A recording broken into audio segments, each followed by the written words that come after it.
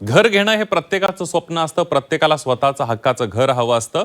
नेमका याचाच फायदा घेण्यासाठी भामट्यांची टोळीच आता अस्तित्वात आलेली आहे. स्वस्त दरात प्लॉट विकणारे, हप्त्यांवर प्लॉट खरेदी सुविधा देणाऱ्या भामट्यांचा संभाजीनगर शहराच्या सीमेवर सुळसुळाट झाला आणि याच भामट्यांवर आता महापालिकेनं कारवाई सुरू केली आहे. पहिल्याच कारवाईमध्ये 40 एकरावरील तब्बल 450 अनधिकृत प्लॉट्सवर महापालिकेनं बुलडोझर फिरवलेला आहे. नेमका हा प्रकार काय बघूया.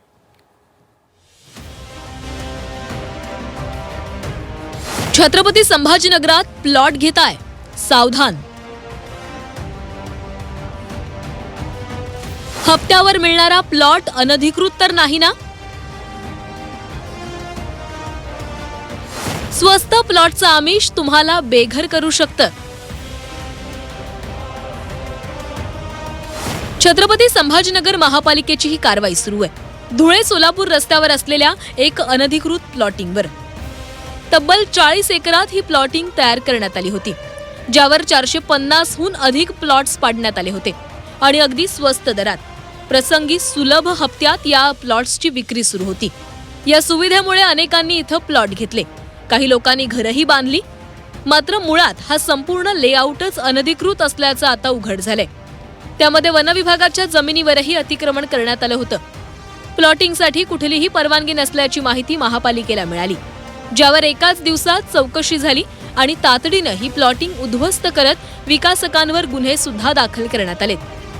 असले प्रकार शहराच्या सर्वच बाजूंनी सुरू असल्याचं महापालिकेच्या लक्षात आलेलं आहे. त्यामुळे आता ड्रोनच्या माध्यमातून आणि विशेष पथकांच्या माध्यमातून संपूर्ण शहरात तपासणी करण्यात येणार आहे. नागरिकांनीही आयुष्याचा पैसा गुंतवताना काळजी घेण्याचं आवाहन महापालिका आयुक्तांनी केलंय. जवळपास 450 अनधिकृत प्लॉट होते आणि काही 6-7 निर्माणाधीन काही स्ट्रक्चर्स होते. त्याच्यावरती कारवाई महापालिकेच्या टीमने काल केलेली आहे. हे सर्व प्लॉटिंग होतं ते अनधिकृत होतं.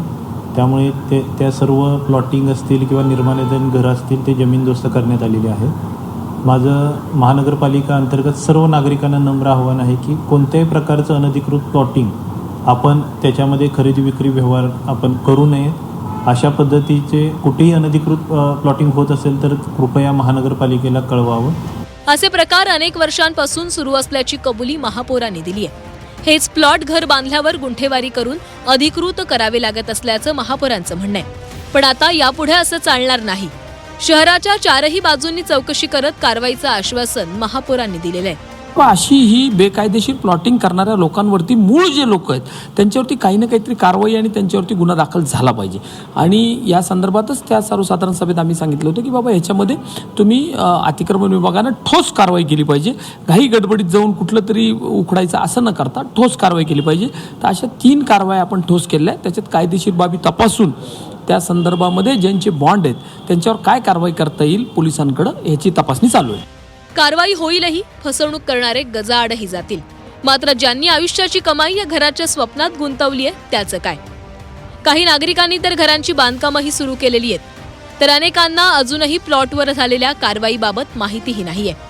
स्वप्नांचा पाठलाग करताना फसवणूक होते, याकडेही लक्ष ठेवणं गरजेचं आहे. त्यामुळे तुम्ही जर छत्रपती संभाजीनगरात प्लॉट घेत असाल तर शहानिशा करूनच पैसे गुंतवा.